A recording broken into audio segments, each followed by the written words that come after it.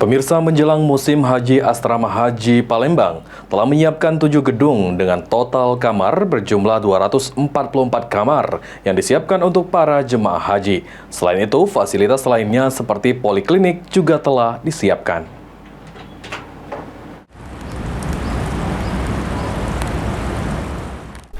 Asrama Haji Palembang telah melakukan sejumlah persiapan dan pembenahan untuk para jemaah haji embarkasi Palembang. Staf operasional Asrama Haji Palembang, Syahril, menjelaskan Asrama Haji Palembang telah siap menyambut kedatangan para jemaah haji dengan menyiapkan 7 gedung, yakni Jeddah, Mekah, Musdalifah, Madinah, Syafa, Marwah, dan Aziziyah.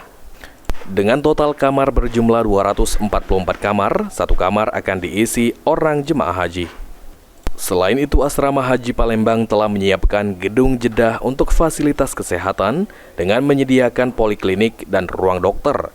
Sementara gedung serbaguna akan digunakan untuk persiapan para jemaah sebelum masuk ke asrama haji. Kami dari pihak Asrama Haji, Pak, untuk jemaah haji tahun 2025 1446 Hijriah ini, kami siap menyambut kedatangan jemaah calon haji ini. Untuk kamar kami siapkan ada 7, untuk gedung kita siapkan 7 gedung.